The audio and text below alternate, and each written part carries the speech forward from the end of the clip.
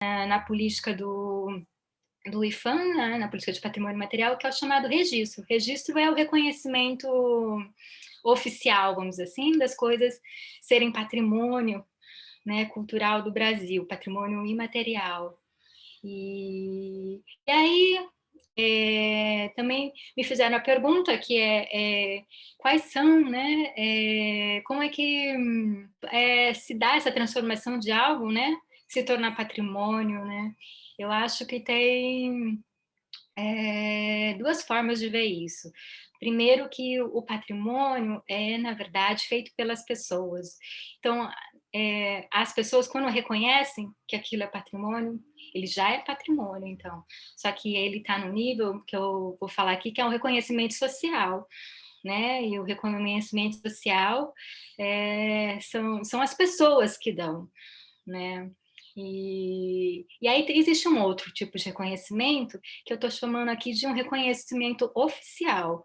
Então, esse reconhecimento oficial é, por exemplo, esse tipo de reconhecimento que o IPHAN, o Instituto de Patrimônio Histórico e Artístico Nacional, faz, né, por meio desse instrumento que é o registro, por exemplo, na política de patrimônio imaterial. Né? Então, não quer dizer que é algo que não tem o reconhecimento oficial do IPHAN não seja patrimônio, muito pelo contrário. Né? Ele é já patrimônio social, muitas vezes. Né? E é muito melhor, eu acho que tenha o reconhecimento social, né, do que o reconhecimento oficial. Né? Muitas vezes o reconhecimento oficial ele só nasce a partir desse reconhecimento social. Né? Então para a gente perceber que não é só o IPHAN, as autoridades de patrimônio cultural que dão reconhecimento para as coisas se tornarem patrimônio. Né? E aí, bom, como eu trabalho no IPHAN e lido com essa política de patrimônio imaterial, às vezes as pessoas perguntam, mas tá bom, eu quero sim ter esse reconhecimento oficial, eu quero sim esse registro, né? E então a gente tem daí vamos dizer assim, alguns passos para a gente conseguir fazer isso. Acho que a primeira coisa dentro da política de patrimônio material que é importante é saber que é uma política que parte primordialmente da participação daqueles que fazem a prática ou saber, né, ou que tem o saber que se quer reconhecido. Então, sem essa participação, não dá para iniciar um pedido de registro no IPHAN, sem um pedido desse reconhecimento oficial. Então, uma das primeiras coisas é que as pessoas que praticam essas coisas têm que conversar entre si e coletivamente, né, solicitar ao IPHAN esse reconhecimento, né? E junto desse reconhecimento, desculpa, desse pedido, né, de reconhecimento, vai ter sim um processo de documentação. Né? E esse processo de documentação não é só o IPHAN, por exemplo, que faz. Né? O IPHAN entende que, por exemplo, existem outras instâncias muito mais competentes para falar sobre o que é, né, algo que é patrimônio, né? Ainda mais quando é um patrimônio reconhecidamente reconhecido socialmente. Então, o IPHAN sempre busca a parceria, seja com as universidades, sejam com as ONGs, né? Porque, e também com as organizações dos praticantes, que normalmente são as pessoas que mais sabem a respeito disso. Então, se o primeiro passo dentro da política de patrimônio material do IPHAN, né, no pedido de registro, as pessoas que praticam isso se organizem, né, e queiram participar, né, desse processo. O segundo então a gente articular uma forma de como documentar essas coisas, né? Porque daí dentro do IPHAN esse pedido vai ser analisado por um grupo de pessoas que são as pessoas que formam o chamado Conselho Consultivo do IPHAN. E as pessoas do Conselho Consultivo do IPHAN são pessoas da sociedade civil e da academia, normalmente. E então é a partir da apreciação delas, né, que é feita a decisão sobre as coisas que são registradas, né, pelo IPHAN. E aí, sabendo, então, mais ou menos desse processo, uma questão que também vem mas então, tudo bem, né, existe esse processo e tal, mas existe uma lista, né, para se fazer de bens culturais que tem que ser reconhecidos tal. Não existe, né, na verdade, uma lista assim, como fala, uma lista que fala assim, isso deve ser reconhecido como patrimônio material, né? O que existe, na verdade, a partir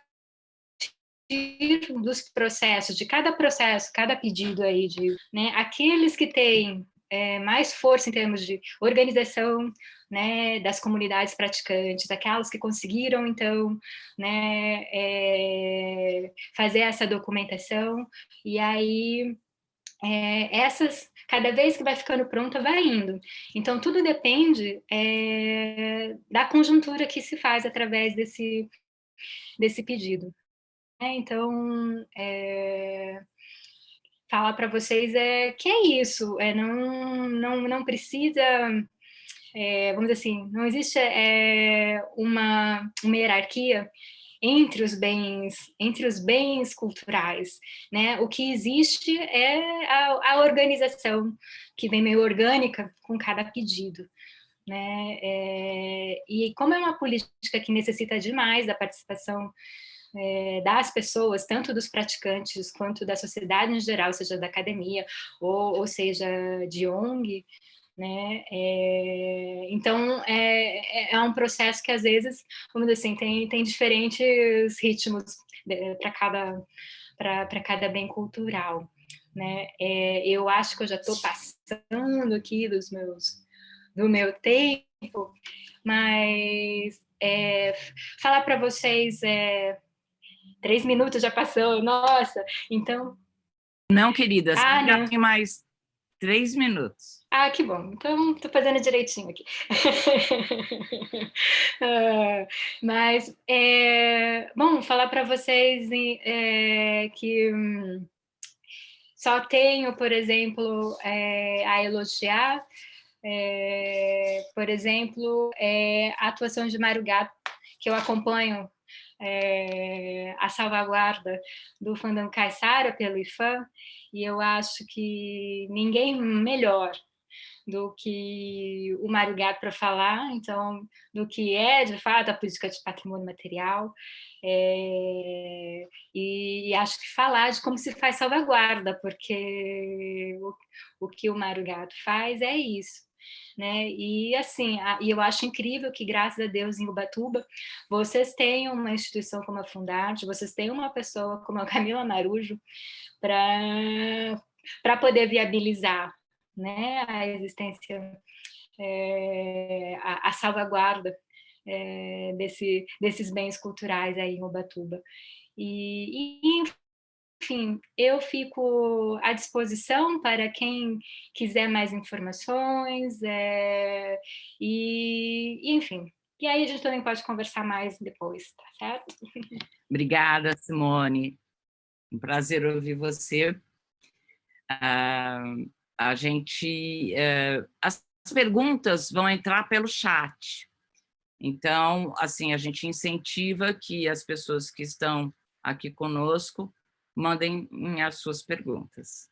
Nós vamos passar a palavra agora para a diretora-presidente da Fundarte, mas ela também não é só isso, né? A Camila é uma entusiasta da tradição, da cultura tradicional, e tem se mostrado sempre como uma pessoa que luta, como Caiçara, que pelos saberes e fazeres das nossas comunidades. Atuante também junto ao Conselho Municipal de Políticas Culturais. E realmente, Simone, é uma sorte para a gente ter uma pessoa como a Camila hoje na Fundação. Camila Marujo, com vocês agora. Obrigada. Todos me ouvem? Me ouvem? Não vou me chamar. Obrigada, Cristina, pelas palavras. Simone, tive o prazer de conhecê-la pessoalmente na primeira festa do Fandango Caiçara. Convite da Helena e da Carol por estar aqui, acompanhar essa sementinha do Fórum de Saberes Artesanais há um ano atrás, né? Um ano e meio atrás, quando elas estavam pensando o que seria todo esse movimento, e ao Mário também, que é sempre uma referência para nós. Fora a Cristina, os dois eu tive a oportunidade de trabalhar aqui dentro da Fundação. Então, muito bacana a fala da Simone com relação a esse processo de organização e a troca com as pessoas que estão diretamente envolvidas naquele fazer, naquele saber, né? Porque a instituição, ela não é instituição sem as pessoas, né? Sem quem, não só quem está dentro da instituição, mas efetivamente quem faz a cultura fora dela. A Fundação, ela tem que ser meio de, né? Então, o mínimo que nós podemos fazer frente à instituição, e ambos, tanto a Cristina quanto o Mário, sabem que é dar o suporte, é o mínimo. E se não for isso, não faz sentido estarmos aqui ou propormos algo para que efetivamente a salvaguarda seja realizada. Eu tenho aqui algumas perguntas que foram colocadas, as meninas dividiram comigo o roteiro, e aí de imediato foi falar um pouquinho do que é essa questão do patrimônio no município, como é que a gente tem se organizado para isso, né? Para nós, toda ação que vem de encontro a reconhecer o que faz parte, né, do nosso patrimônio, não só, como a Simone citou, patrimônio material, mas material, claro que a Fundação, a Prefeitura, ela observa isso como algo positivo e vai buscar os caminhos para que isso seja efetivamente realizado. A gente parte por um lado mais burocrático, né? Uma busca de leis, né? Aí, em conjunto com a Câmara Legislativa e o Executivo, quando há alguma ação direta e de incentivo, principalmente financeiro. A Fundação, ela, desde o início do ano passado, do ano passado para cá, no meio do ano passado para cá, a gente tem retomado, tem mexido na questão dos nossos arquivos, nosso acervo, efetivamente, tanto, e aí foi uma coisa que eu dividi com as duas conselheiras, que é a Helena e Carol, a gente tem descoberto muitas coisas, porque a Fundação, nesse processo do conhecimento, dos saberes, né, ampliando a fala da questão artesanal, claro, dos saberes, do nosso conhecimento e a cultura toda, que já passou, né, o histórico que o município tem, que a Fundação tem conhecimento disso, não está, de alguma maneira, organizado, né? A gente tem muita informação e a gente não tem esse arquivo que seja de acesso fácil, né? Isso não foi realizado, foi dado início lá atrás, e não foi algo que se tornou perene, no sentido das pessoas buscarem isso e terem acesso de forma fácil. Então, a gente está num processo interno aqui com a instituição e aí menciono os funcionários efetivos também, parte desse processo, de organizar isso, então, de olhar todo o material. A gente tem um grupo de trabalho, menciono o professor Zizinho, que nos acompanha, uma referência para nós, e o professor Ney Vilela, que são da área que é da área de gestão também. Então, a gente teve uma primeira orientação com eles, e a gente tem olhado todo o material, fizemos um curso de capacitação de memória institucional, para efetivamente dar agora, né, assim, com essa estrutura, mais com esse corpo e essa importância de você ter essa documentação e esse saber todo organizado e de acesso facilitado ao público, ao nosso arquivo histórico municipal. Claro que a gente observa primeiro o setor cultural, a ampliação de secretarias também, inicialmente com material de cultura, né? Recentemente, a gente falando em salvaguarda, a gente, a propósito da Lei Aldir Blanc, a Fundação está com um edital que busca atender a salvaguarda do patrimônio cultural brasileiro, motivado em especial com um ofício que nós recebemos do IFAM, menciona o Ronaldo, que eu conheço pessoalmente, tivemos bastante contato por conta do Sobradão do Porto e de outras ações do IFAM no município. E aí, nesse entendimento, Simone, da salvaguarda, né, de qualquer ação que a gente busque, de alguma maneira, fazer para que aquilo não se perca, ou para que a gente guarde aquele saber, a Fundação, com esse olhar da salvaguarda, a gente tem trabalhado essa fala. Então, quais são as ações que a gente está buscando e está propondo junto a essa organização, né, não só a instituição em si, mas quem efetivamente atua naquele cenário, naquele núcleo, enfim, da memória, da cultura viva, efetivamente, está na memória depois de um momento, de um tempo.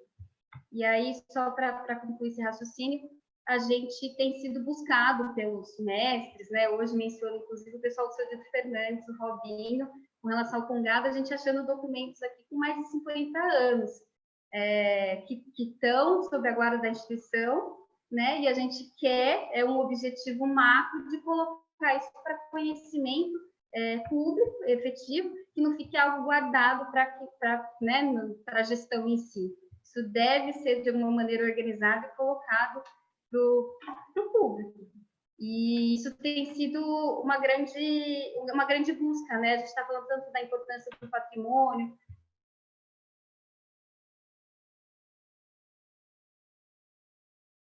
encontro com tudo que você falou, assim, o raciocínio para mim bem claro, pública, atuante, efetiva, ela faz parte, ela é em conjunto com a população, né? E quem está diretamente envolvido.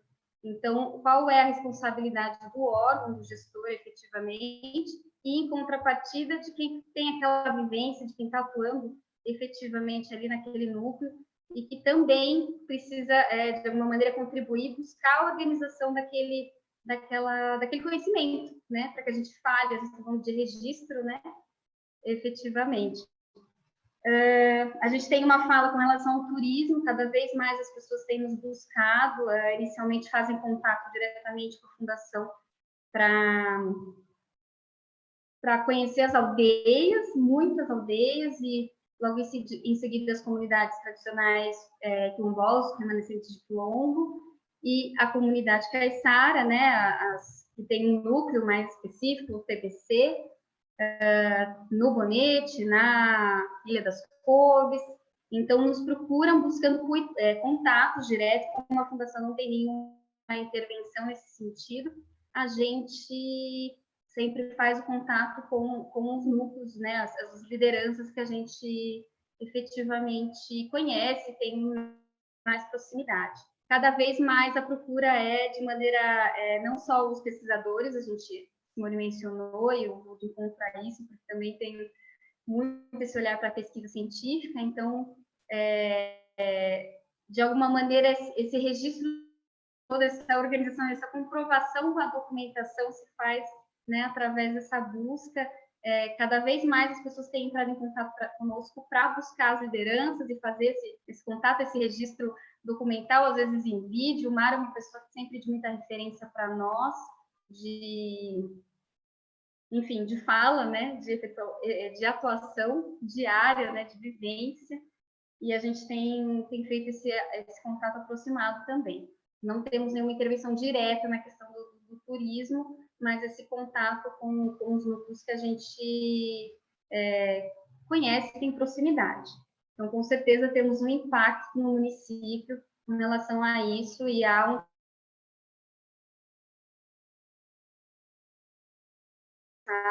sim, em ter essas vivências. Com relação às festividades, a organização ela trabalha em questão do patrimônio, né, manutenção desses saberes nas festividades. A gente tem muito que melhorar sempre, a gente busca, de alguma maneira, tem um olhar para a cultura, a gente escuta isso com muita frequência, né, desse olhar mais aproximado, né? Não só do cenário, né?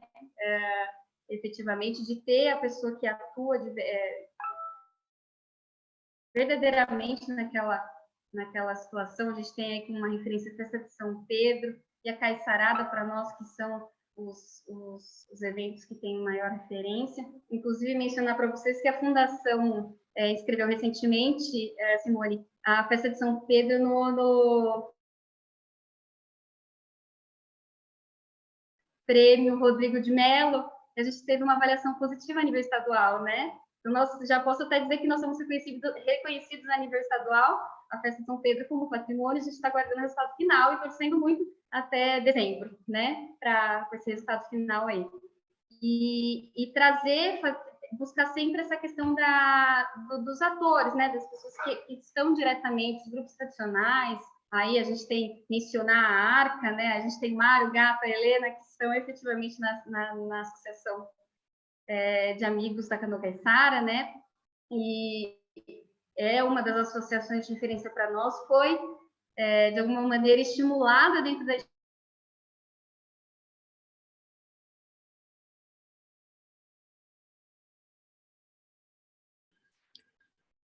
Camilinha, se você estiver ouvindo a gente, travou o seu vídeo e áudio.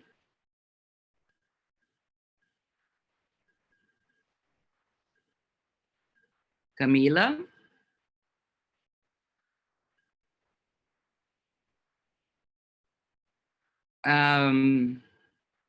Vamos... Vou me comunicar com ela pelo WhatsApp para ver se ela está voltando. Pede para ela sair e entrar, que às vezes funciona.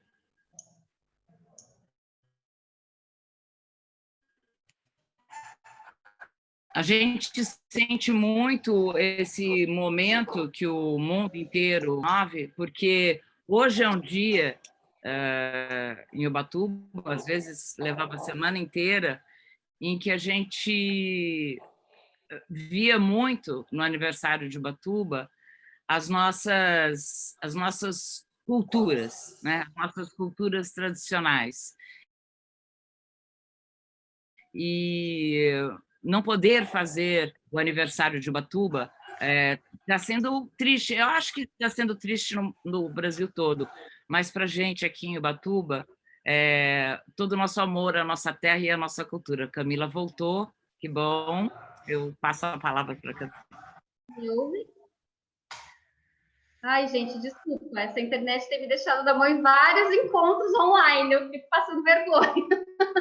Mas também nós vamos ter um investimento recentemente em toda essa rede aqui, na fundação, e logo a gente... Mas não foi só com vocês, peço desculpas.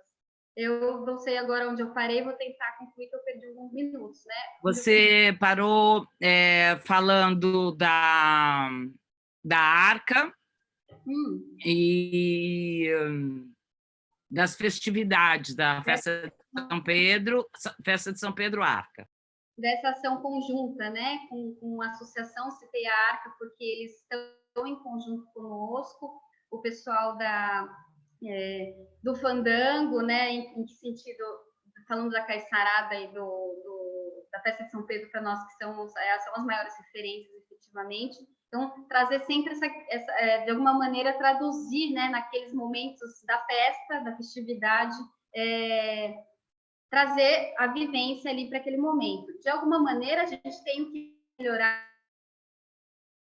e eu repito isso com muita certeza e clareza, porque acaba sendo pontual mesmo. Quando acontece o evento, a gente busca, os grupos têm, de alguma maneira, a gente renova o figurino, né, traz, mas é algo que a gente precisa ir aí em contrapartida, no sentido de estar em conjunto, atuar de maneira conjunta, não só a instituição, mas os grupos, para além daquele momento de festividade. Né? Então, menciono a Arca porque ela atua dessa maneira, tem se entendido como uma instituição que atua para salvaguarda e para manutenção da Canoa Caiçara de forma anual, está presente em vários eventos.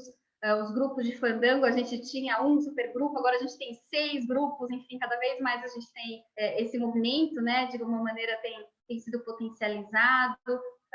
a Fungada, que para nós é sempre uma referência maravilhosa, seu Dito, lá o pessoal do Puruba, o pessoal de Itaguara, Dança da Fita, muitos deles estão em mais de um grupo, volto na referência do Mário aqui, que a vivência dele é ampla, né, em mais de um grupo. Então, nos eventos, de alguma maneira, a gente busca tê-lo sempre conosco, mas fica de forma pontual mesmo, e a gente precisa entender como traduzir isso, né, para além daquele momento de festividade, e aí tem que ser conjunto mesmo, faz todo sentido essa fala da Simone, porque a gente vivencia isso, né? Há uma organização para aquele momento, e fora disso, como é que a gente atua. Para finalizar, acho que bacana de dividir com vocês, e eu já acho que acredito que Helena e Carol já têm o meu livro.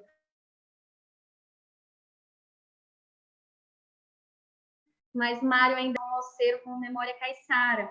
O projeto Acervo Memória Caiçara é uma referência para nós, a professora Kisa Sete, efetivamente, um trabalho riquíssimo de referência a nível nacional, ouso dizer internacional, e a gente sempre menciona, fala a Fundação tem a guarda do projeto, que está catalogado, né, e online.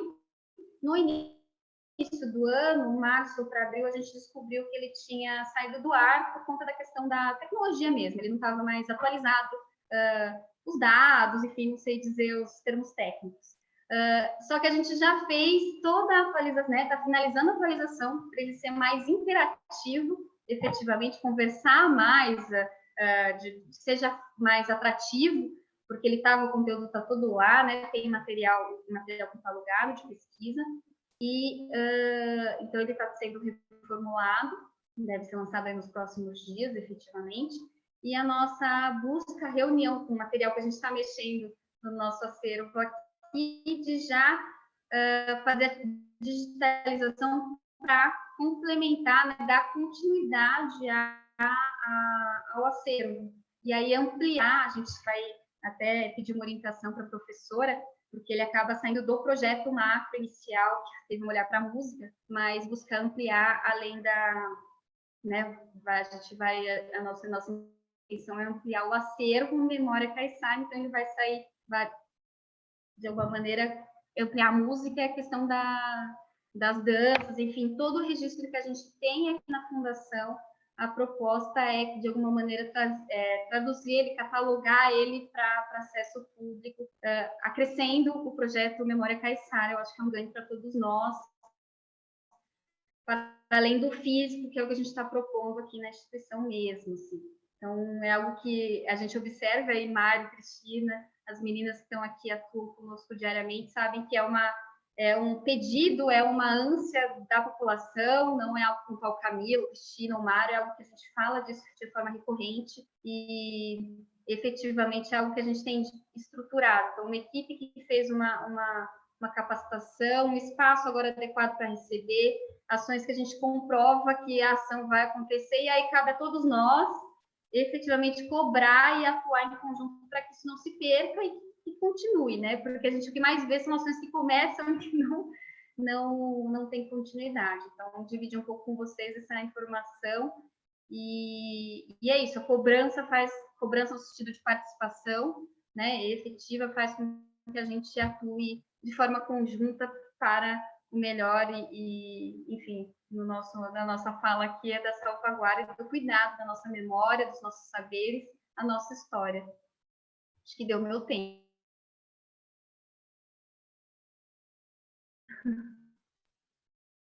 Tem mais um pouquinho, se você quiser falar mais alguma coisa, eu quero aguardar as perguntas. De alguma maneira, falei de memória geral, só citar, eu acho que os meninos também que estão diretamente aí ligados, a gente tem a atuação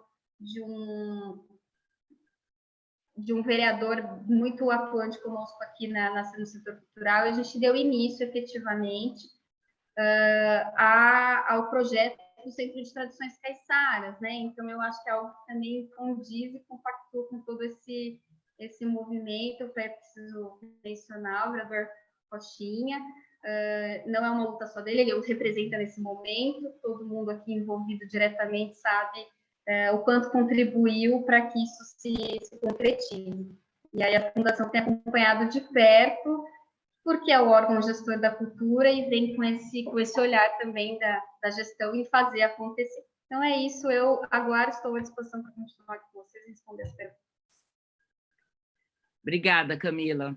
É sempre bom ouvir. E para quem é de fora de Ubatuba, eu não sei quantas pessoas estão na sala, é uma coisa que eu acho muito importante que tem acontecido nos últimos anos é a aproximação de um conselho de política cultural sério com uma instituição que realmente quer trabalhar pela cultura. Então, a gente vê Ubatuba começando a ter força, não que a gente não tinha, mas estava escondida. É levantar isso tudo, trazer a voz, trazer a público toda essa gigantesca história de saberes e fazeres da nossa cultura local, né? Eu vou passar a palavra agora para o Mário Gatto, para o mestre Mário Gatto. Boa noite, Mário, bem-vindo. Você está sem o microfone.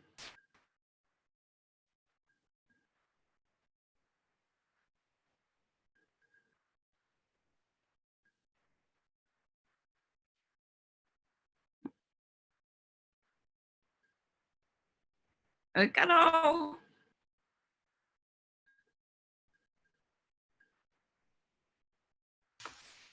Chama a Péola. Pedindo ajuda. Chama a Péola. Ela que conhece esse computador aí. Boa noite a todas. Oi? Oi, está me ouvindo? Boa noite, Mário. Uni, Helena, Cristina, Camila, o nome dessa menina aí, não sei o nome dela. Simone. Não, a Andi. Flávia. Flávia, boa noite, Flávia. Bom, obrigado pelo convite, Helena, Carol, por fazer parte desse segundo Fórum de Saberes Artesanais. Eu acho que é um universo no qual eu faço parte, né? Inclusive, hoje foi prova disso. Hoje nós fizemos uma ação da salvaguarda, né? Foi a oficina de balaio de Timupeva, lá no rancho de Caiçara do Perequiaçu, foi muito legal. Era para ser 5 pessoas e de repente foi aparecendo gente de tudo quanto é canto. Então é bem interessante a procura desses saberes, né? Bom, eu sou presidente do Museu Caiçara, que é localizado dentro do projeto Tamar, ali no espaço. Ele nasceu no ano de 1980, né? Foi através do Luiz Ernesto Cravo, um grande jornalista respeitadíssimo, que está com quase um século de vida, salve Luiz Ernesto. E a benção Mário Praxedes de Oliveira, o vô do Marinho, que foi um dos fundadores do museu. E o interessante dessa proposta dos dois, né, de criar esse museu, foi justamente algo que nós fazemos hoje, né, uma série de pessoas ligadas à cultura tradicional caiçara. Eles perceberam que nos anos 70 os caiçaras estavam ficando cada vez mais dispersos, perdendo seu território, né? Então, a cultura, desde lá, já, um pouco antes, já começou se diluindo com a chegada de outras influências culturais que não pertencem àquele modo de vida. Então, a ideia de Luiz Ernesto e Mário Praxedes foi criar o Museu Caiçara, que de primeiro era ali onde é o Comercial Itaguá, hoje no Tenório, chamava Museu do Sapê. Então, ali, aos domingos, se encontravam caiçaras para tocar viola, para dançar, enfim, para remendar rede, contar causa, né? E foi um espaço muito importante, assim, que agregava os caiçaras de Norte e Sul de Ubatuba para um evento coletivo, onde as pessoas, naquele tempo, já estavam se dispersando. Então, foi uma revolução bem interessante, que se estendeu até os dias de hoje. Então, o Museu Caiçara é uma referência de espaço que a gente tem, espaço físico. Infelizmente, esse ano foi um ano difícil, né, das pessoas ficarem em casa, intocado, que nem garoto pagando água fria. Mas o museu, nós vemos promovendo algumas ações de salvaguarda do museu como a própria oficina de balaio, a própria oficina de rabé, construção de instrumento caiçara, que foi feito lá no passado através do projeto que nós fomos contemplado, o PROAC, foi o Sementes Caiçaras, foi bem interessante. Bom, entre outros, ações de salvaguarda. E, assim, Ubatuba, uma cidade, nós temos um potencial artístico, assim, especificamente dizendo da cultura caiçara, riquíssimo, assim, né? E mal aproveitado pelo próprio poder público, isso não é de hoje. Os setores públicos, o poder público somos nós, o povo. Mas, ao mesmo tempo, a gente percebe, é claro que nós vemos recebendo vários apoios, Fundarte é uma das instituições que nos apoia em relação a essas manifestações, inclusive a Folha do Divino Espírito Santo, mas as ações que estão voltando à tona aqui em Ubatuba, e não é de uma forma assim, as pessoas envolvidas diretamente, por exemplo, como o Fandango aqui, hoje, que são 6 grupos, são pessoas extremamente ligadas à pesca e à roça ainda. Isso que é mais interessante, como no passado era. Um tocador de viola, ou ele era agricultor, ou ele era pescador, enfim, né? Então, isso está acontecendo de uma forma bem interessante, né? Sem a gente ficar puxando muito pela orelha, vamos lá, tem que fazer porque aquilo pertence a você, nada disso. Isso é muito interessante.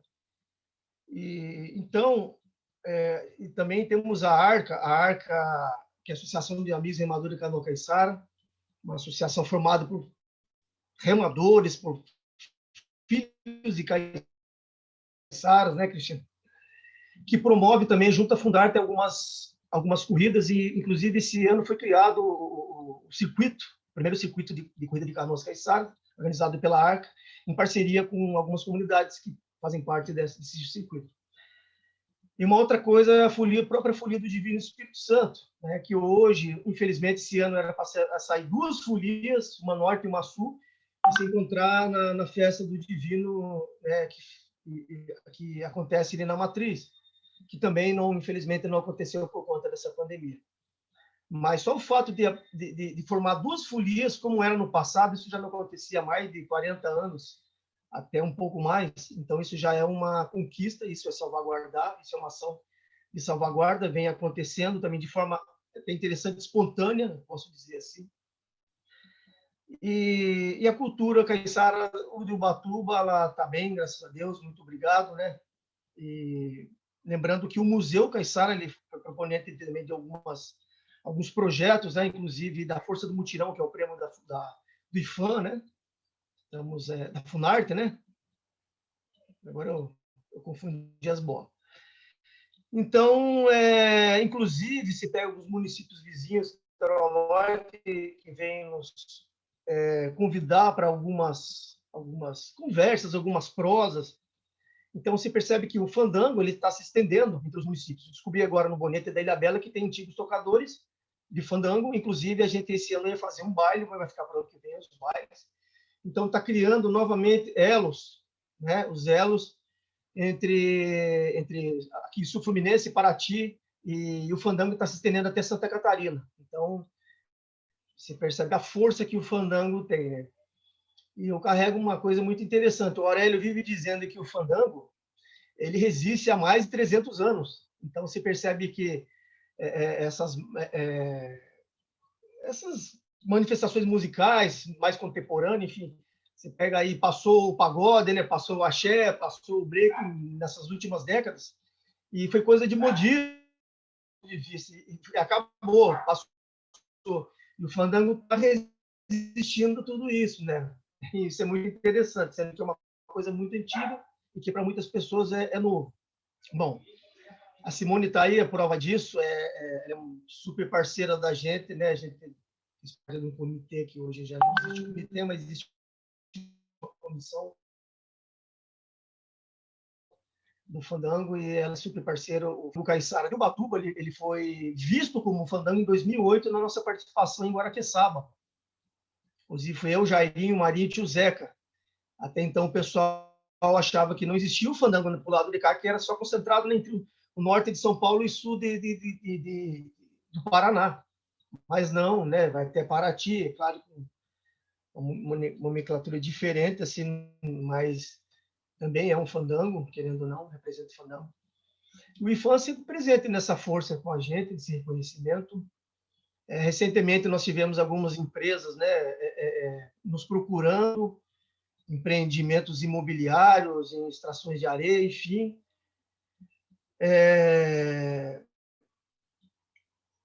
Foi empresas contratadas pelas empresas, donos de empreendimentos, alguma coisa para falar sobre a história que se causa um impacto.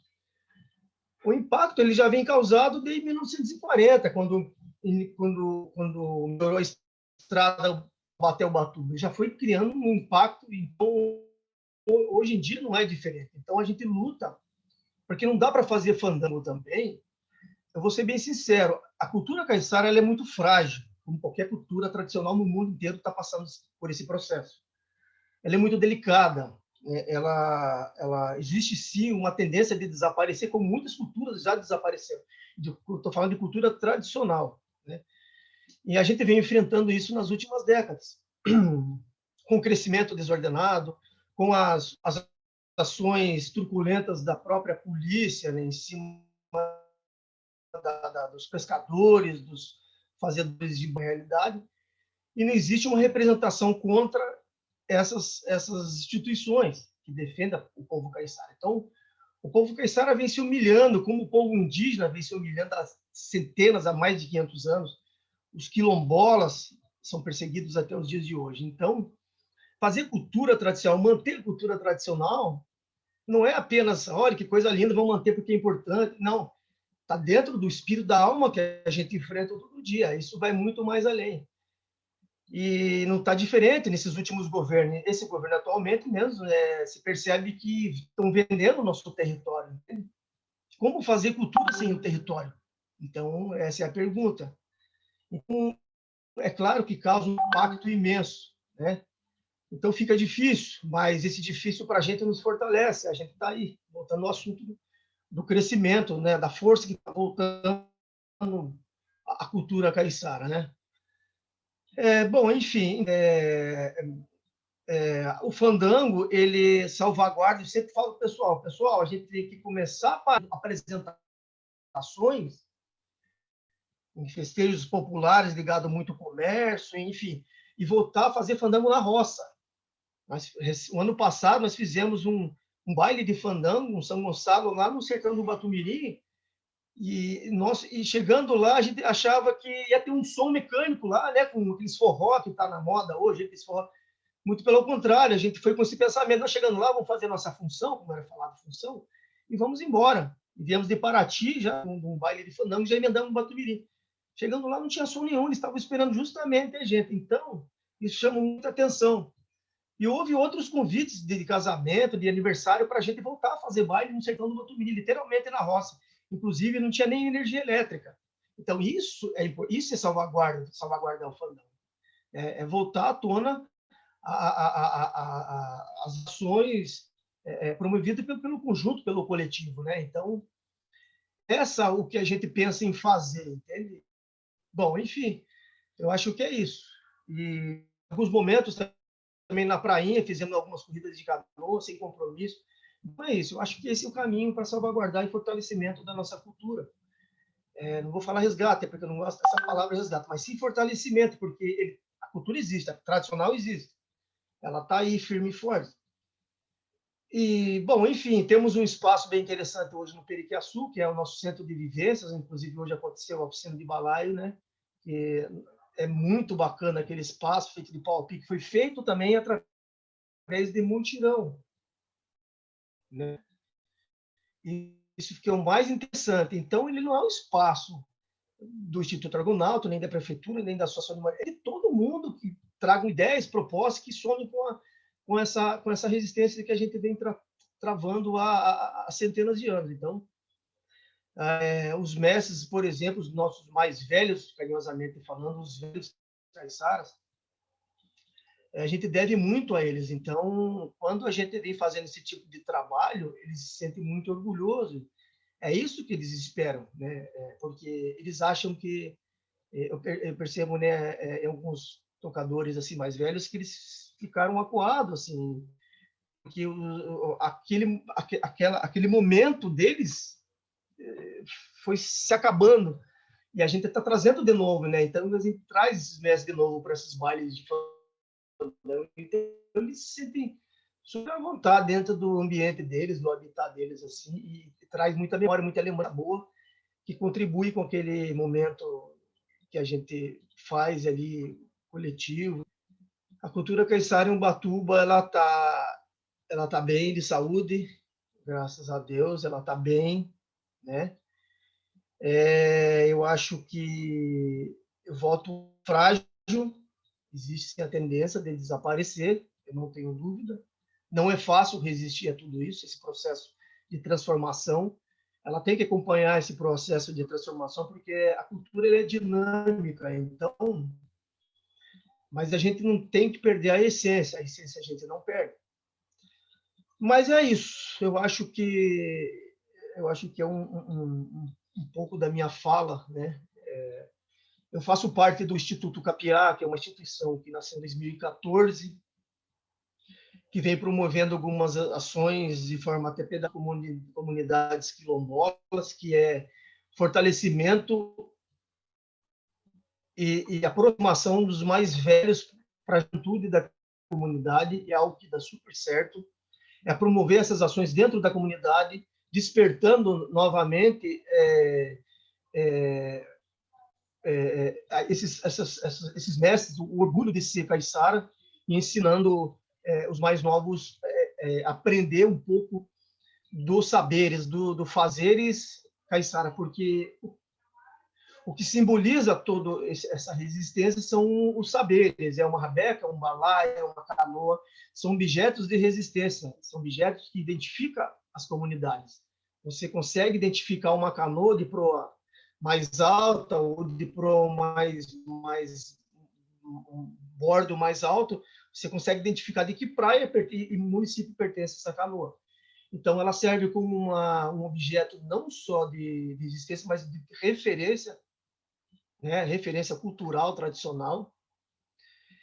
E bom, e é isso. Então é de extrema importância a gente trazer, né, tratar esses mais velhos como os conhecedores, mestres, né, detentores dessa cultura, o notório saber. Então tem que dar título a esses mestres, tratar com muito respeito e muito carinho, porque é muito fácil pegar essas pessoas, levarem para um lugar, fazer apresentação e muito e tchau. Não. Eles precisam de muito mais, eles precisam de acompanhamento, de carinho, eles precisam de proximidade, realmente de amor, e mostrar para eles que a gente está com eles, não largar essas pessoas, aproveitar em um momento e largar, a gente precisa trazê-los próximo a gente e dizer para eles que eles são as pessoas mais importantes que existe nesse meio tradicional. É eles que são eles os responsáveis. Se a gente está aqui, o pouco que eu sei foi graças a esses grandes mestres. Pouco que eu sei, pouquíssimo. E vou morrer aprendendo, como eles falam. Vamos morrer aprendendo, e é verdade. Então, eu acho que salvaguardar e você quer valorizar essas pessoas, então traga eles próximo e trate com carinho, com amor, com respeito, que não com ele que eles acham que eles vão ficar bem. Tá próximo realmente, sabe? Ligar lá e falar assim: o senhor está bem? O senhor precisa de alguma coisa? O senhor precisa, às vezes precisam de um mínimo, né? Eles precisam de um mínimo, não de muita coisa. É uma realidade que a gente não vê o dia a dia. Esse jeito falando com o seu Jorge mesmo, então a carência que essas pessoas passam, assim, eles não querem só aqueles tão próximos, você quer aqueles também que fazem, mesmo não precisa nem conhecer a pessoa, mas que chegam lá e perguntam se estão bem, um aperto de mão, um abraço, enfim. Então, isso é salvaguardar o fandão, isso é preservar uma memória de forma carinhosa. Mas é isso, né? É um pouco que eu tenho a dizer. Se eu estendi demais, eu não sei se tem mais o tempo, se eu passei, peço desculpas. Mas eu acho que todos vocês são parceiros, são contribuintes com essa luta. Eu, coração, Estou falando pelo meu povo, graças a Deus, eu tenho liberdade de representar esse povo. Eu conheço Cambori e Tabatinga, fora dos municípios que eu faço parte. Onde eu chegar, eu tenho carta branca para conversar, eu tenho muito respeito, graças a todo esse universo que a gente defende. Eu acho que é isso, eu acho que minha contribuição está sendo feita, eu acho que... Bom, é isso. Eu agradeço a vocês aí pelo espaço mais uma vez. Aí. Obrigada, Mário. A gente que agradece. Quando você fala da cultura caiçara como uma cultura frágil, né? Eu estou mais velha um pouco que vocês, venho de uma geração, são 6 gerações da minha família aqui,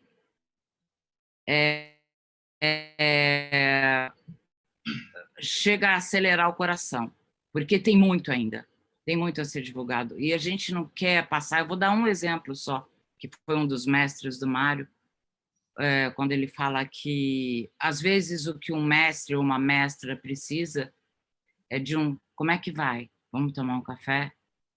A gente ser mais o que aconteceu com o Bigode. A gente não pode mais, num ano, assim, no lugar que a gente está no mundo hoje, que a gente tem consciência do que está acontecendo, do que pode acontecer, deixar acontecer mais essas coisas. Então, a responsabilidade nossa, sim, de cada um de nós. Eu vou começar com uma pergunta do final, que é uma pergunta minha que eu até tenho resposta para ela, mas eu queria ouvir dos palestrantes aqui também. Como é que a gente traz essa juventude? Como é que a gente sensibiliza a nossa juventude, a juventude de Ubatuba e das comunidades, que agora tem celular, camiseta da Gap, tênis não sei do quê? Como é que a gente sensibiliza esse jovem para a importância que ele tem dentro desse contexto? Eu passo a palavra para vocês, é só levantar quem quiser começar.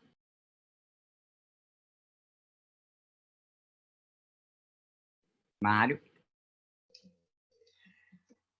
Bom, às vezes eu vejo algumas pessoas, os mais velhos, falando assim: essa molecada não quer saber de nada dessas coisas.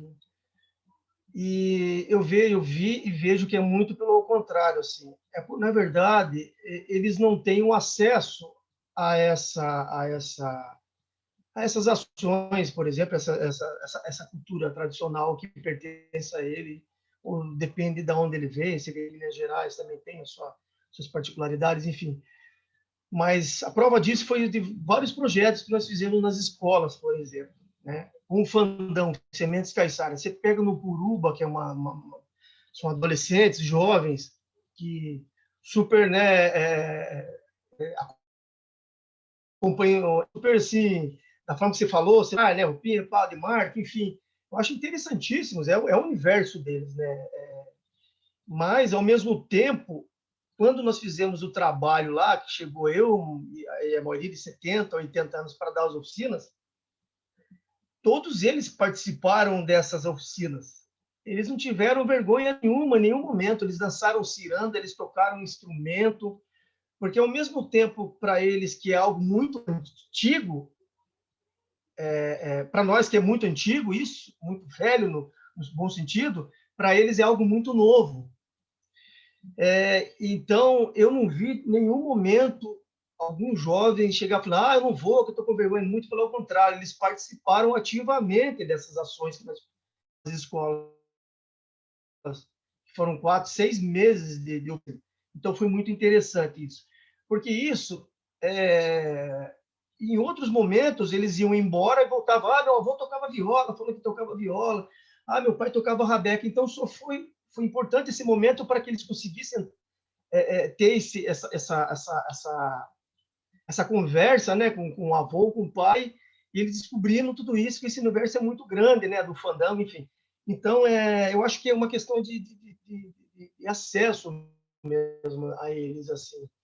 Eu acho que a história do balaio nas escolas, a criançada de 6 anos fazendo balaio, depois começou a aparecer pai e avô também, perguntando se realmente eles estavam fazendo isso, que levaram para casa. Eles estão, sim, eles estão aprendendo. Porque isso em casa eles não vão aprender mais, porque no passado é o que eles tinham, então aprendiam no dia a dia, não tinha outra coisa para eles fazerem, né? Então, é o que tinha. Então, a gente precisa devolver no bom sentido isso. Talvez acordar isso dentro da comunidade no bom sentido também, que anda adormecido essas ações dentro da comunidade. E levar isso de novo, porque isso dá muito certo. E a partir de que esse jovem, esse adolescente, ele entra em contato com isso e começa a fazer parte do universo dele também, né? Não é fácil, mas eu acho que vale a pena, é uma coisa de persistência, de resistência. Ele começa a entender melhor sobre o território dele, vai passar a dar valor sobre o lugar onde ele mora. Isso aconteceu várias vezes, dentro dessas oficinas que nós promovemos nas escolas.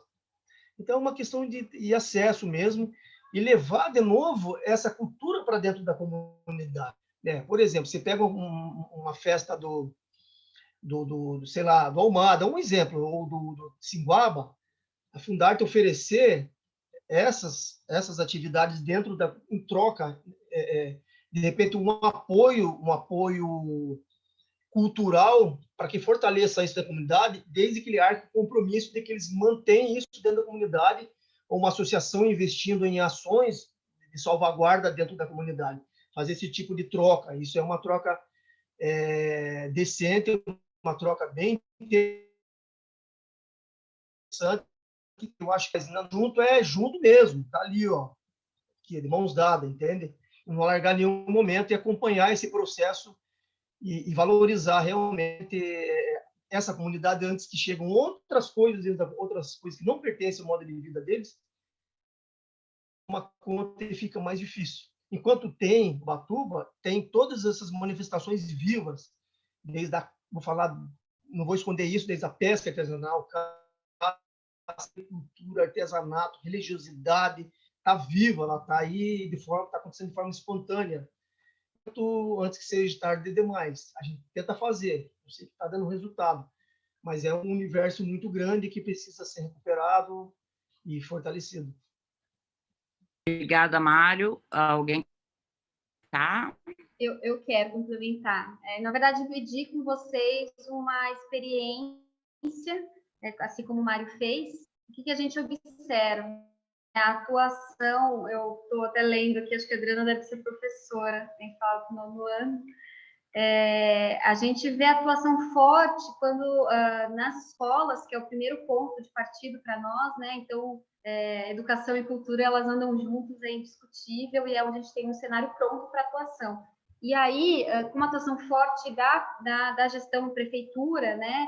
Fundação, que é onde a gente efetivamente tem essa atuação, você vê dentro do cronograma, né? No conteúdo programático curricular das escolas municipais que trata do ensino, eu me perco agora, fundamental 1, eu agora não sei a nomenclatura correta das idades. Eu também não sei.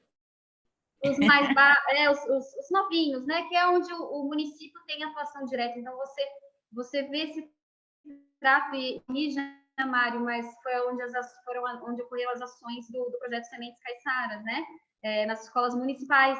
Então, você tem as crianças menores, que é a atuação do município, você tem na grade curricular a questão do território, você tem o conteúdo programático voltado para a questão caiçara, efetivamente, o trato, isso faz parte do universo deles.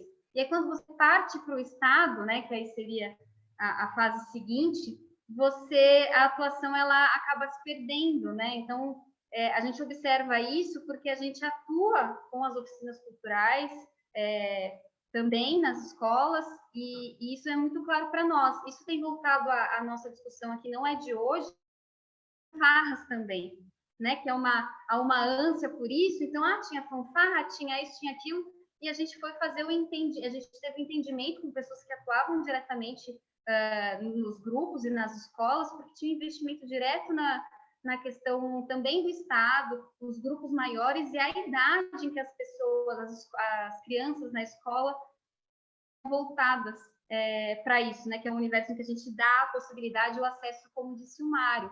Então, eu fiz essa pergunta, me lembro claramente dessa pergunta, dividi essa questão com vocês, que estão aqui comigo, no Fórum de Cultura do Litoral, em 2018, salvo engano, e nós queríamos entender efetivamente como atrair, né? Porque o acesso, o jovem, ele tem acesso, né? A gente está falando da juventude, e o problema não são as crianças, as pequenininhas, que a gente efetivamente atinge, é após esse período, né? Então, como que é o adolescente que tem contato com o celular e que tem contato com outras muitas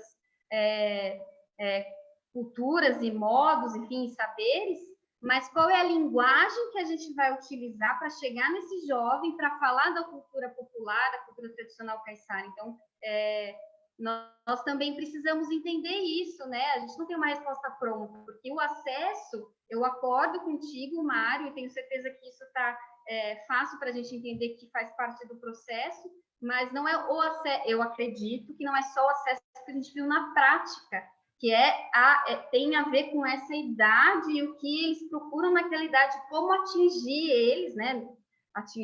Como falar na linguagem que realmente tem esse interesse. Então, é algo que a gente também quer descobrir e claro, se vocês tiverem uma ação nesse âmbito nesse tempo, né, pode.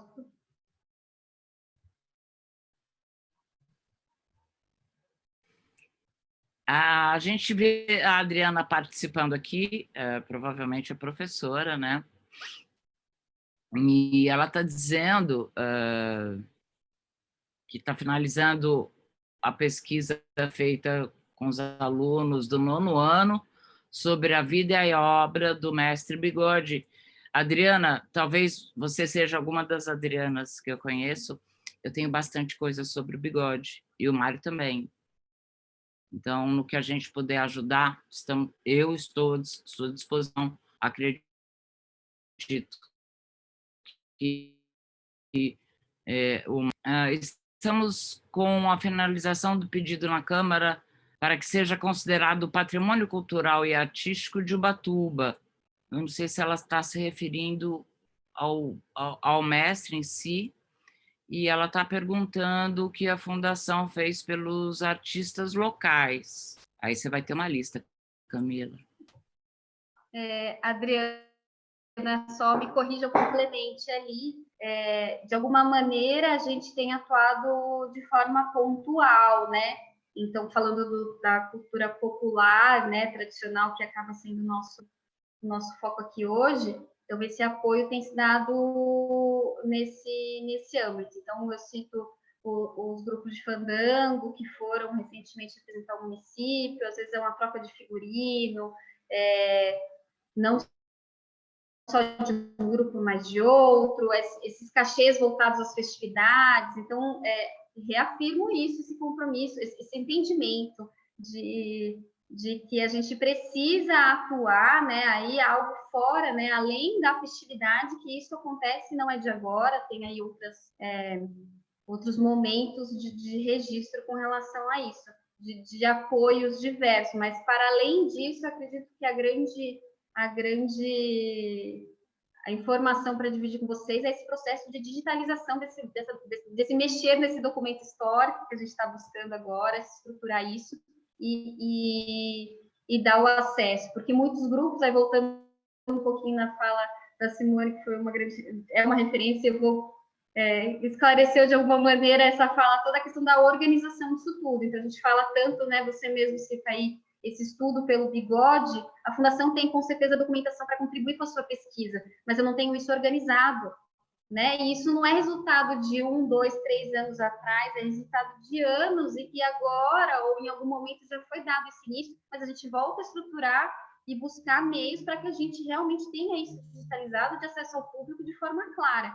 Então, para além do cachê, né, ou do transporte, ou do figurino, que o Mário tem, né, comentou, essa atuação tem ficado pontualmente, de alguma maneira, nas festividades. A folia, como o Mário mencionou aí, eu até fiz várias anotações e depois conversando com vocês, eu até esqueci de mencionar. A folia, por exemplo, como o Mário colocou aí, de um registro de após 40 anos, a gente retomou a possibilidade de fazer norte e sul, né, de maneira conjunta, que foi um movimento bacana de entendimento do grupo, efetivamente, que infelizmente a gente não conseguiu, foi uma semana antes, né, Mário? A gente se encontrou aqui na Fundação, tem um registro lindo disso, aconteceu a paralisação total.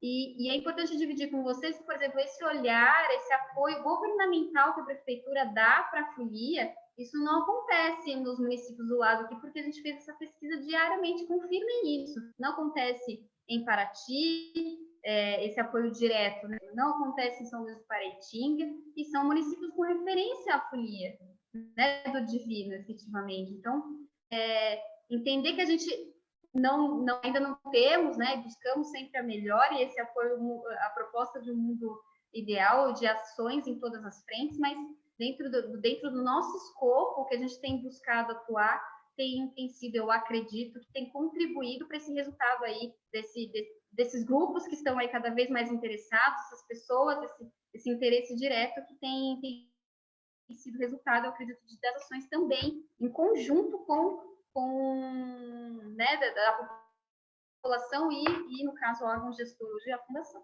Não é algo pontual, é algo mais amplo. Uhum. Obrigada, Camila. A gente tem uma pergunta para Simone. Se ela tem alguma história junto ao IPHAN de resgate da cultura com a juventude, em cima dessa fala da juventude. Não, eu também queria me juntar ao coro aqui. Eu acho que quando a gente trabalha que a cultura, na verdade, é um modo de vida e é um saber e um fazer, o que a gente está falando, na verdade, que a cultura está nas pessoas, né? Então, isso tudo que o Mário falou, eu acho bastante tocante, porque sem as pessoas e sem as pessoas estarem bem, a gente não tem como salvaguardar nada. Então, a base de qualquer salvaguarda são as pessoas. Mas eu acho também que o Mário, na fala dele, tocou muito num assunto que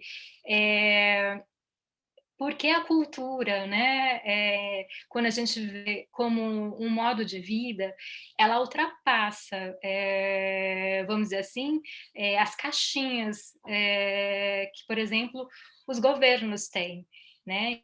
Então, os governos têm caixinha para cultura, caixinha para educação, caixinha para assistência social, né? Caixinha para emprego. E a vida não acontece assim, caixinha.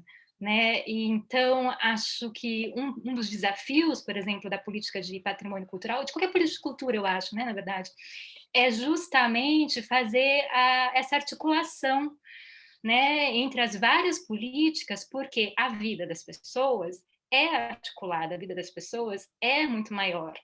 Né? E aí essa questão, por exemplo, da juventude, eu acho que mostra muito isso, né?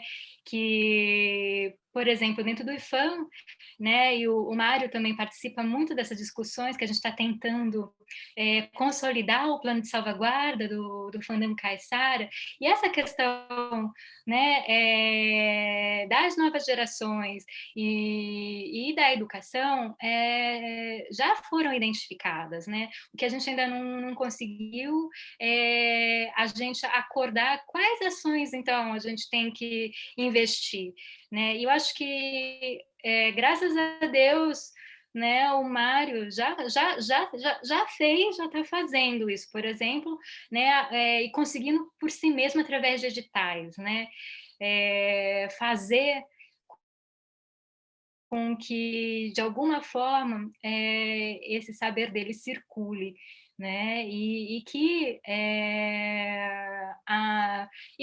de alguma forma, né, alguns grupos da nova geração tenha esse acesso. E aí também esse esforço, né? Eu fico admirada com a Camila falando que em Ubatuba, pelo menos em nível municipal, né, existe sim ações, atividades, né, para trabalhar com as crianças, com os professores, e que isso é fundamental, né? E aí é isso, né, que a Camila acabou mostrando, né, que para a educação em nível de responsabilidade em nível estadual, e esse processo, infelizmente, né, para nesse momento.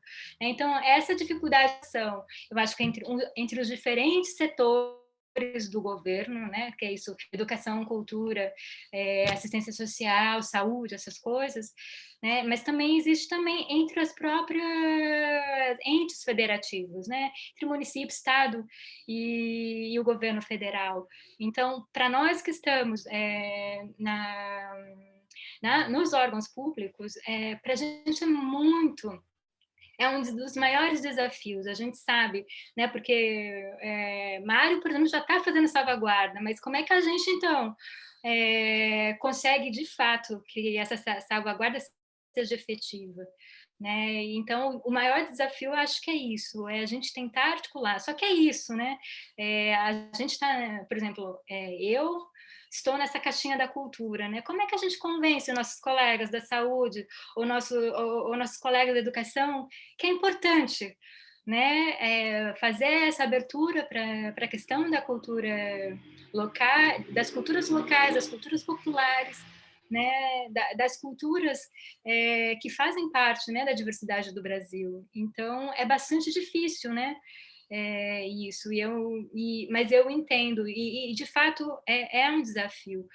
E falar, então, né, estamos perguntando de alguma experiência dentro do IFAM com relação a essa questão com os jovens, né, no IFAM tem uma história bastante, como fala, bastante contada, que vai passando de geração em geração de servidores no IFAM sobre o caso da viola de coxo, né?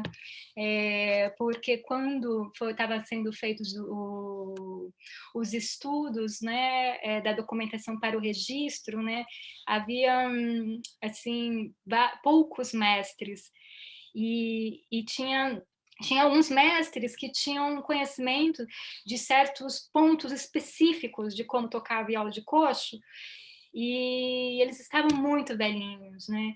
Então, apesar de a gente saber que o que a gente às vezes chama de uma oficina de repasse de saberes, né? Ela não é o ideal, né? Porque como falam também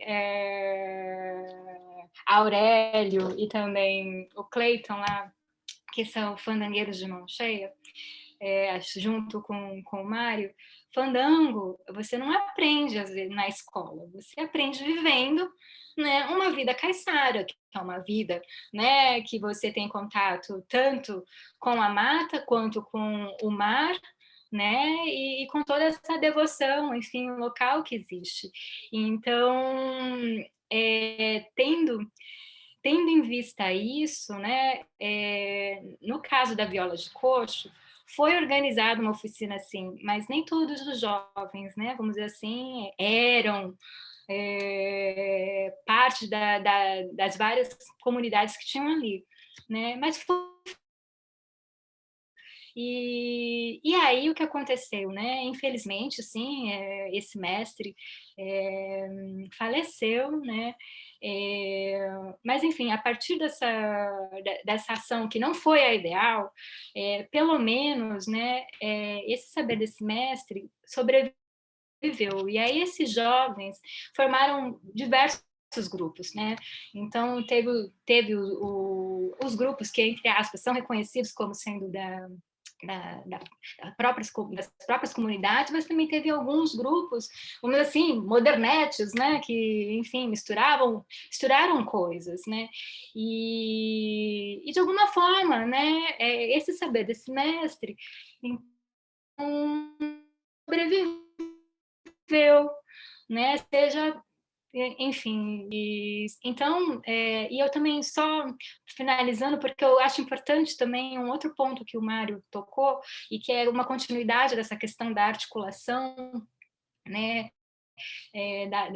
das políticas de cultura com outros aspectos, né, do que acontece na sociedade, que, por exemplo, essa questão, né, da transformação, né, das cidades, né? Então, a questão de Ubatuba, né, ter crescido, realmente impactou muito, né, o que é a vida caiçara, e essa questão do território, né? E de fato, por exemplo, nessa questão do território, o IPHAN, por enquanto, né, é um dos órgãos que são consultados para se liberar certas obras, né, e certos empreendimentos. E aí, dentro desse processo de licenciamento ambiental,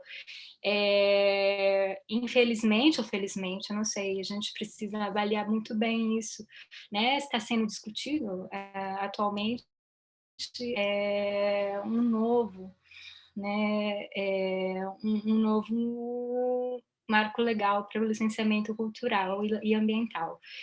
E, apesar do IPHAN, no momento, ter, vamos assim, pouquíssima, vamos dizer assim, possibilidade de atuação, porque a única coisa que o IPHAN consegue fazer dentro dos processos de licenciamento ambiental e cultural é falar, empreendedor, você tem que falar com as comunidades locais, né?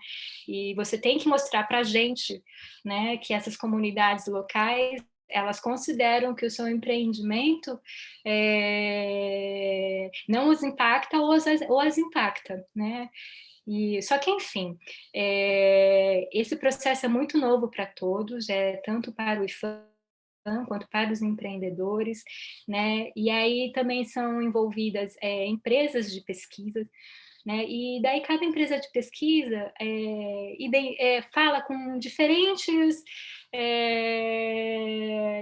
representantes das práticas, né? E aí isso cria um grande, na verdade, como fala,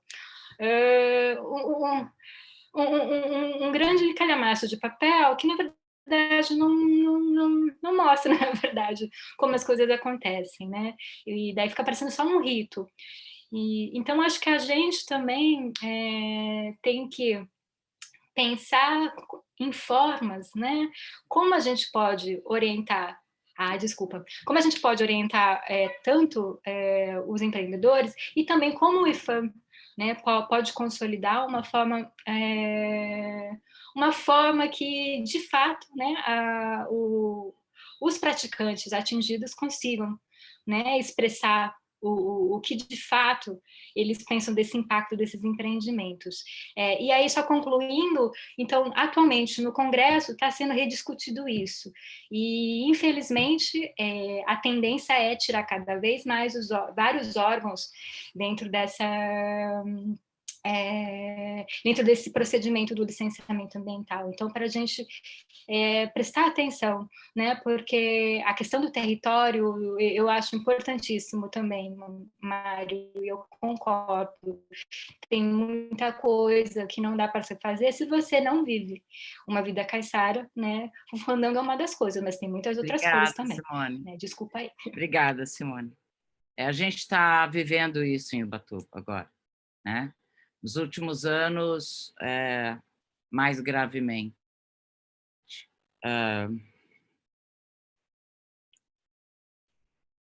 Vou ficar quieta.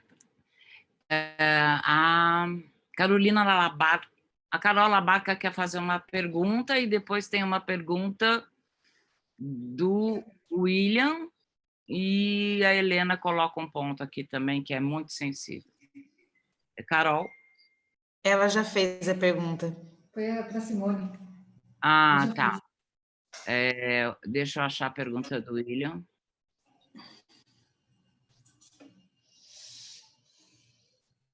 Perdi a pergunta do William.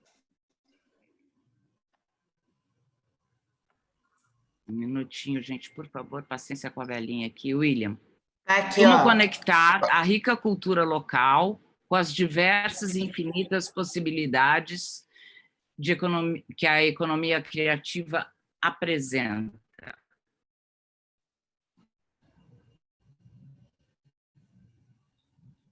Quem que responde? Posso dar uma pista? Vai lá. Eu acredito, William, que um dos movimentos efetivamente, a gente está vivenciando ele aqui agora, que é o Fórum de Saberes Artesanais, né? Então, é uma iniciativa de pessoas que atuam efetivamente no setor, e aí cito a Carol e a Helena, vocês estão me ouvindo? Que atuam com artesanato, trabalham, vivenciam, são conselheiras de cultura e propõem nesse ambiente, nesse núcleo, trazer a discussão e transformar isso em economia, né? O que a gente tem observado muito aqui é várias iniciativas, mesmo, muitas, vários projetos da Fundação, e eu posso dizer deste com o qual eu participei, dando meus pitacos com as meninas, mas outras que têm chegado até a instituição para que a gente possa orientar, às vezes dar uma dica, dizer um pouquinho, ali tem uma forma bacana de atuar ali ou aqui. Muitas pessoas, iniciativas diversas, de pessoas que têm um movimento grande de pessoas do município, gente de fora, ou gente que está no município há pouco tempo, buscando atuar dessa maneira. O que eu gostaria de contribuir, trazer, e aí tenho dividido isso com os conselhos, e recentemente a proposta da Lei Aldir Blanc, essa questão da gente, o setor cultural, e aí tem a questão, claro, tradicional, que permeia toda a nossa discussão aqui, mas para além dele, essa profissionalização do setor. Porque quando se trata da economia criativa, você exige o mínimo de organização, volta na questão da organização, e aí essa tradução para a questão econômica, né? Então, a questão de valorar o que você está fazendo, de como vender, de como está preparado para receber alguém de fora que vai fazer contato, quer fazer uma grande compra, enfim. Ou a própria, a gente está falando bastante com relação à feira de artesanato, né, aqui do município. Então, se preparar para isso é uma responsabilidade do setor. Claro, o órgão público, ele tem que dar condições a gente tem buscado esse diálogo e essa qualificação, mas ainda assim é pontual. A gente não tem isso em uma escala ampla, né? Então, isso eu falei para você agora só do artesanato. Então, pensa isso na questão dos músicos. Ubatuba isso que eu falo de uma área inicial, né? Então, nós temos aí um potencial artístico-cultural a nível macro, diversidade cultural, então, né, de vários, a gente fala da cultura tradicional, mas também de outras linguagens artísticas, e como esse setor, aí o setor cultural que engloba tudo isso, está preparado para atuar de forma econômica. E aí eu vou dizer para você, pelo que a gente tem aqui na instituição, ainda não está. Então, vários cursos que a gente tem trazido já há algum tempo de formação, de capacitação, de não só oferecido, mas na possibilidade de trazer profissionais aqui para o município para qualificar, pouco interesse, ou a pessoa às vezes faz o curso e não atua, ou algumas coisas que eu posso dividir com vocês que a gente tem entendido ou identificado. Às vezes a pessoa não sobrevive, né? Sobrevive, não tem não trabalha com a cultura como algo, a parte essencial da renda dela, então acaba sendo um segundo momento, então de repente, não vou investir tanto ali, tem outra coisa, e não pode se dedicar àquele dom, né? Ou aquilo que ela efetivamente escolheu fazer para a vida dela, então várias coisas, vários fatores influenciam nesse setor que não está preparado para. Então, Ubatuba, há muitos anos, é uma cidade com potencial turístico, né, de turismo, e tem as temporadas de verão, então você acaba tendo uma renda maior no verão, você deixa de atuar naquilo que você mais gosta, para atuar na temporada. Então, muitos fatores influenciam nisso, e assim, para nós está muito clara a questão da capacitação do setor, da qualificação do setor, e aí, para além a gente está falando do artesanato aqui, mas aí eu estendo isso a todas as outras linguagens. E quando a gente fala de patrimônio, a lei orgânica do município ela é muito clara na salvaguarda dos espaços quilombolas, indígenas e caiçaras. Só que a lei não é cumprida, né? Nem pelos próprios gestores da cidade. Então, fica complicado. Além disso, as leis do meio ambiente, às vezes, elas são tão duras que elas não... Até porque precisam ser, mas, ao mesmo tempo, os técnicos que fazem essas leis, eles não têm a percepção, eles não têm o saber, o conhecer dessas comunidades tradicionais que fazem parte desse território, mas que não podem ser punidas por fazer parte desse território. E a segunda coisa é o crescimento desordenado da cidade. A gente está tendo uma invasão de um crescimento desordenado, empurrando cada vez mais o nosso caiçara. O caso dos quilombos e das aldeias indígenas ainda não é tão afetado, mas a gente vê a comunidade caiçara sendo açoitada, né? Então, existe, como o Mário falou, é difícil a gente fazer a resistência o tempo todo, mas a gente vai fazer, né? Tá na lei, é só seguir a lei, né?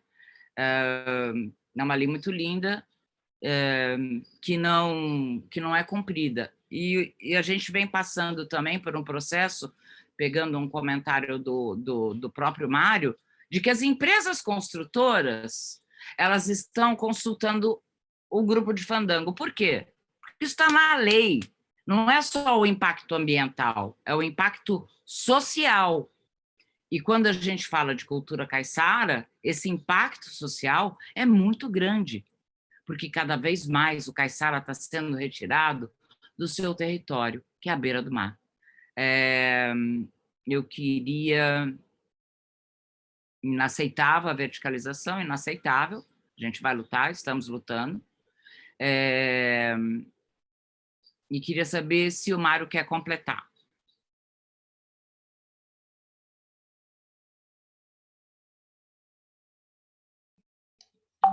Então, realmente é bem difícil. Assim, a gente percebe que não é nem questão mais de dinheiro, né? Porque é poder, esses caras têm muito dinheiro, eles só querem poder, que é justamente fazer o que eles fazem, né? É massacrar o mais pobre, enfim. Isso aí é no mundo inteiro. Mas, assim, é muito triste. A gente vê aí eu vi algumas pessoas até falando, né, de alguns pescadores, eu não quero mais ver meu filho pescando. Não por falta de peixe, que realmente... mas é pela falta de respeito, né? A gente não pode construir um rancho na praia, mas se você vê o Morro do Félix, está porrada de casa ali naquele morro ali. Então, é uma desigualdade que não faz sentido nenhum. A gente não pode cortar uma cacheta e os caras derrubam a cachetal inteiro, né? E ainda falam, olha, você tem que ir lá buscar, aproveitar o material. Para mim é humilhante ainda ouvir uma coisa dessa, entende? É humilhante. Eu fui dar essa oficina de balaio hoje lá. Eu trabalhei com cipó timbubeba, ele é proibido. Imagina se a polícia me pega tirando cipó. Não, eu vou dar uma oficina lá para as pessoas no Fórum de Saberes, para você provar, para você... Você pode falar o que você quiser, você já está errado pela lei. Né? Então, mas é humilhante isso, entende? Até fiz uma fala em relação a isso hoje lá. Mas é bem complicado, assim. Eu ouço muitas coisas, muitas frases marcantes mesmo, assim, né? Que eu carrego comigo desses mais velhos, por exemplo. Eu não quero ver meu filho mais fazendo isso, fazendo aquilo, enfim. É difícil, mas acho que não tem muito a acrescentar, mas tá na cara de todo mundo, é só a gente parar para pensar em relação ao bigode, né? Uma coisa que eu fico pensando, né? O bigode é uma pessoa, cara, ele foi meu professor de entalhe, inclusive foi um São Pedro de tamanho natural que estava na Fundarta, né? Eu ajudei a entalhar um pouco lá. pessoa que caiu no esquecimento, né? É muito triste. Você vê ali, numa praça daquela ali, está uma estátua. Eu sei que não tem nada a ver uma coisa com a outra, mas para mim é muito uma estátua do Jacques Cousteau, por exemplo. O francês não teve nada a ver com o contexto histórico, né, da nossa cidade. E uma estátua de bronze, uma estátua que arrancaram lá do fundo da enchente, sei lá de onde. E você não vê uma estátua do Bigode, por exemplo, né? É engraçado essas coisas. Você não vê um reconhecimento, nem em vida você ouve um reconhecimento, né? Você viu, você imagina. Agora, o grande mestre que se foi, ele deixou um legado, né? Ele sim representou Ubatuba, ele sim fez por Ubatuba, né? Mas as pessoas não têm esse olhar. Conhecido mundialmente, as peças dele estão na Europa, né? A maioria do acervo do Bigode está na Europa. O que a gente não conseguiu, eu vou falar da minha família, né, que era próxima a ele, o que a gente não conseguiu segurar, né? Tem mais outras pessoas também aqui em Ubatuba que fizeram isso. O que eu queria deixar claro dentro dessa conversa, como você falou do Cipó, Mário, a lei orgânica do município, ela prevê, é lei, está lá, ó, no papel, que as comunidades tradicionais podem, sim, retirar da zona do parque ou da área delimitada que for, as sementes para fazerem os colares, os cipós e etc., para fazer as cestas indígenas ou caiçaras. O que acontece é que a lei não é seguida, né? Então, isso é uma luta nossa, sim, é uma luta nossa dentro do Conselho, é uma luta nossa dentro da Fundarte, mas enquanto o poder, né, a gente não usa mais a palavra poder público faz tempo, mas enquanto o poder estiver na mão do setor público, a gente não vai conseguir fazer a reversão disso, porque o poder está na mão dessas comunidades, está na mão de cada um de nós, em dizer, ó, queridão, tá na lei, cumpre aí. Então, assim, eu acho que nós temos que... São pessoas, às vezes, nas comunidades, muito simples, que para você chegar e explicar uma lei, uma coisa, falar, olha, você tem direito de retirar a árvore, você tem direito de... ela fala, mas aí a guarda vem e me multa em R$ 1.230. Então, é isso que a gente tem que estancar um pouco, né? E entender que essas comunidades têm que ser preservadas e também orientadas nos seus direitos, né? Nos direitos delas. Vou passar a fala agora para a Helena tocar um pouco.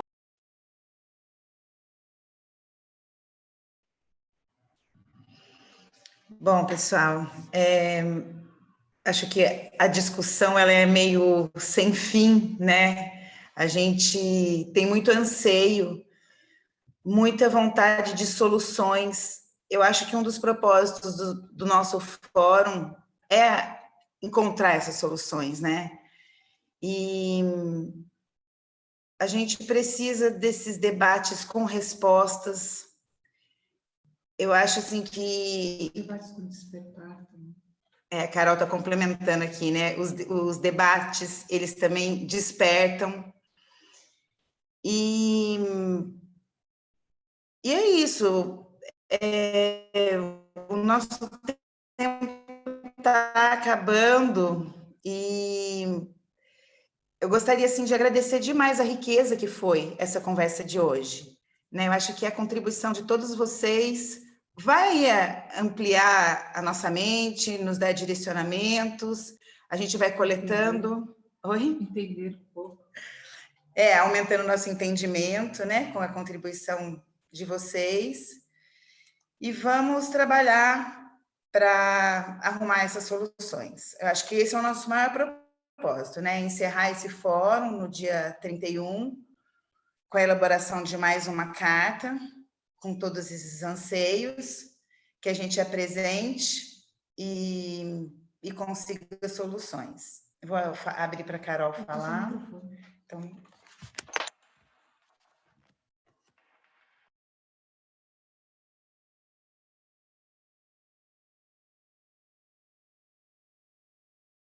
Microfone, amada. O mic está fechado.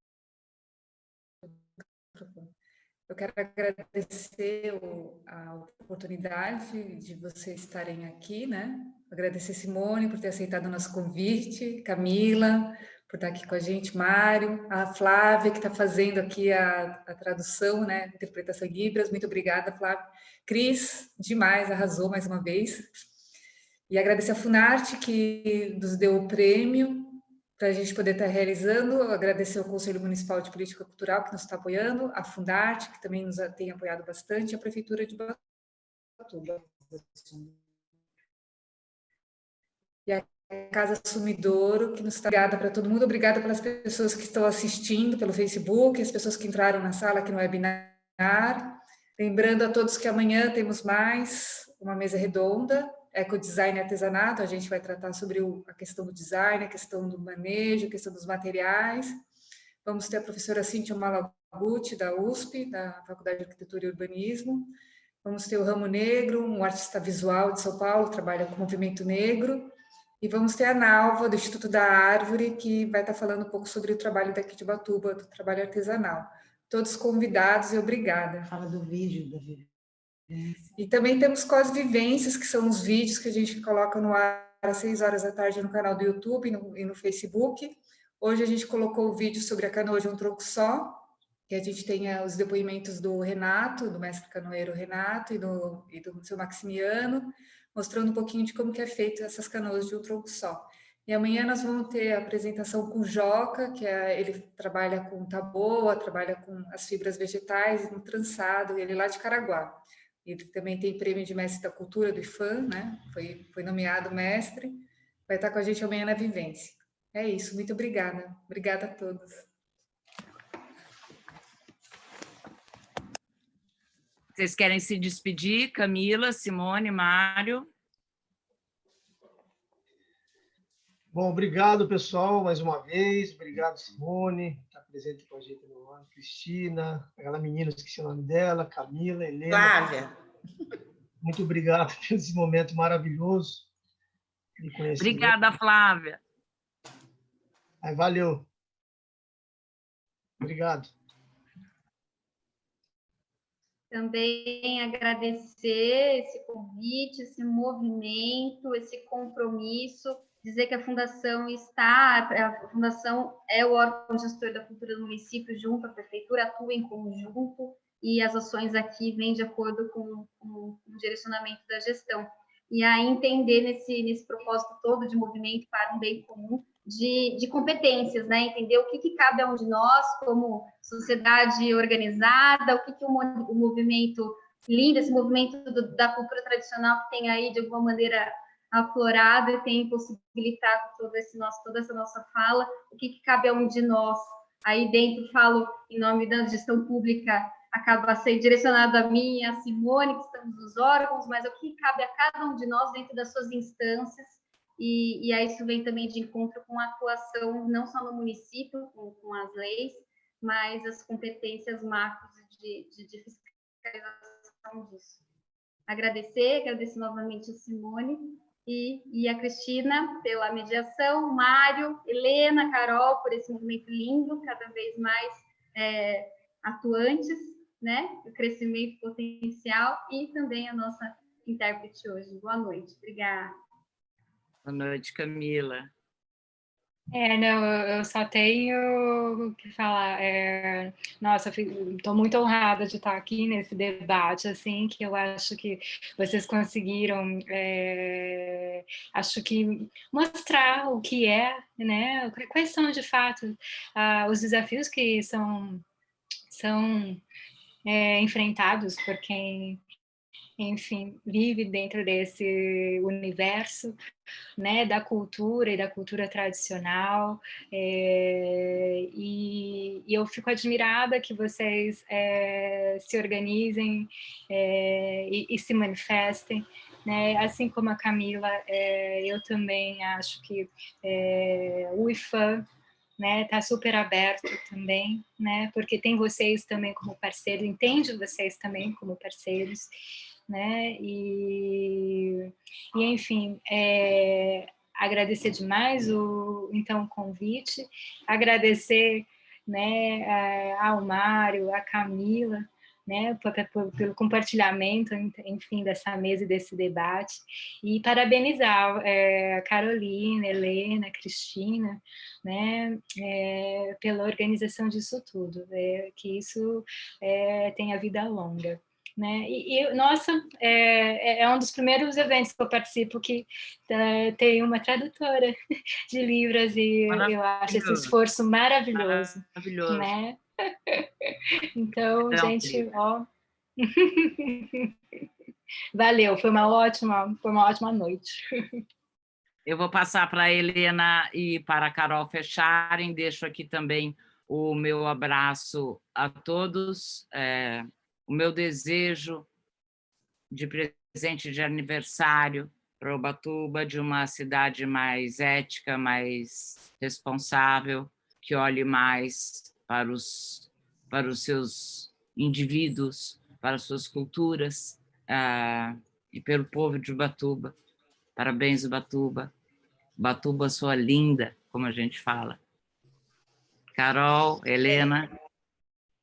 É isso mesmo. Ubatuba, sua linda, parabéns. Eu quero só reforçar mais uma vez, agradecer você, Flávia, que o seu trabalho incrível, deve ser bem difícil de fazer. E é isso, gente. Muito obrigada. Boa noite.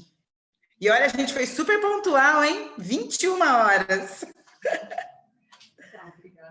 Tchau, pessoal. Até amanhã. Até amanhã. Até amanhã. Até amanhã.